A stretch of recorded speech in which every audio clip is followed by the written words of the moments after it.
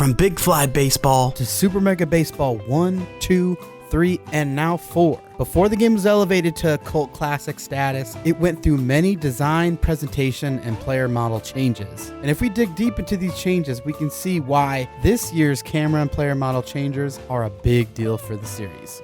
Now, before we delve into the Super Mega Baseball series, let's rewind a little further to 11 years ago. A YouTube channel by the name of Metalhead Studios dropped a preview trailer for a baseball game. It was in this early preview that the first signs of what would later become Super Mega Baseball began to emerge. This game showcased intriguing player models, creative larger-than-life player names, and classic team names that we know today like the Bee-Wolves, Sirloins, and Blowfish. Now, despite its charm, appeared very rough around the edges, most notably featuring a strike zone style camera. Now, Metalhead Software continued to tease the game's development, releasing another preview trailer and a CPU versus CPU gameplay video.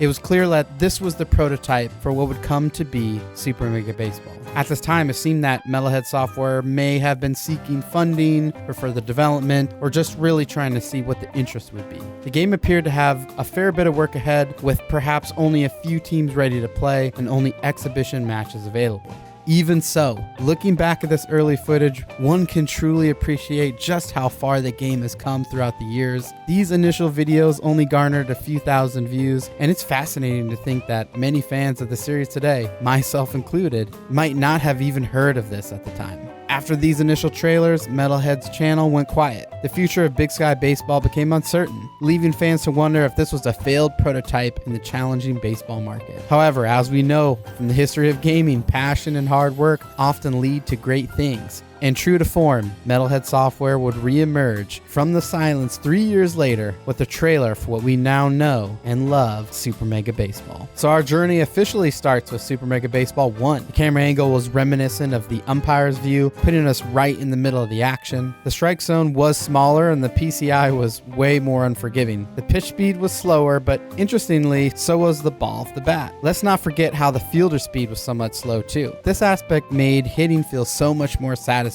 Although the player models, jerseys, and overall design had less polish compared to the games of today, there was a certain endearing quality about it. It was different, it was unique, and a lot of us loved it for that reason. Next up, we got to Super Mega Baseball 2. This was a monumental leap from its predecessor. The graphics were significantly improved, player models were more detailed, and the customization options were expanded. Despite these changes, the core gameplay engine remained the same, a testament to the success of the original game's mechanics. Camera and batting angles received minor adjustments due to the changes in player height compared to the first game. The introduction of Total Customization Suite gave us the ability to create our very own 32 leagues, making the installment the ultimate baseball sandbox game. Now, I remember playing this for the first time from 1 to 2 and feeling just how big of a jump it was. My mind was blown. And then we went onwards to Super Mega Baseball 3, where we saw the introduction of better graphics and the continuation of the epic immersive stadium experience that become the series' hallmark. The game retained the same camera angle and player models, with the UI transitioning to a cleaner broadcast style look. The installment added a franchise mode, enabling us to experience free agency, career, season stat tracking, new players joining and retiring from the league, player signing, and an updated player development option.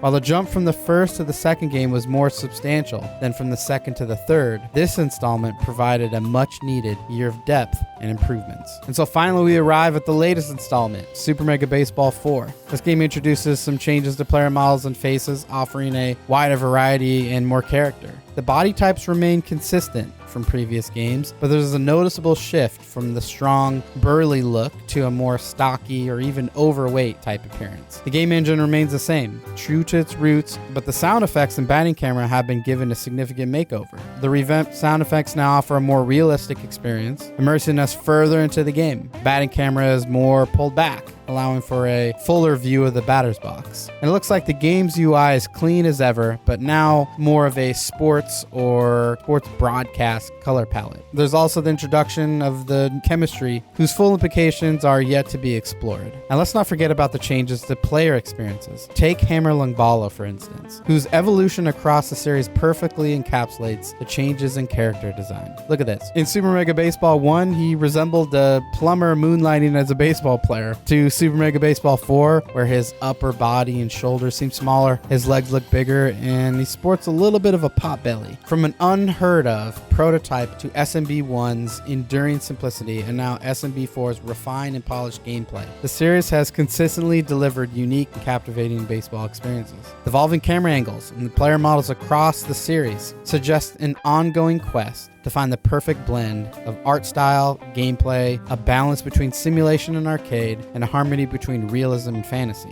In SMB1, we saw players resembling caricatures from a men's or women's league, charming and quirky. With SMB2 and 3, the players underwent noticeable transformation, a glow up, if you will, while still maintaining their exaggerated features and body types. But now with Super Mega Baseball 4, we're seeing character models as realistic as they've ever been. The introduction of these legend players has shifted the emphasis to faces, which now exude greater uniqueness and charisma. The evolution of design suggests that the series is pushing towards a more realistic aesthetic while still maintaining its unique charm. Some will undoubtedly embrace these changes, while others who cherished our men's and women's league heroes might feel that SMB is edging too close to franchises like MLB The Show. Now, what's your take on the changes? Do you welcome the shift to a more realistic aesthetic, or do you miss the charm of the earlier games? I'd love to hear your thoughts. Sound off in the comments below, and until the next one, we'll see ya.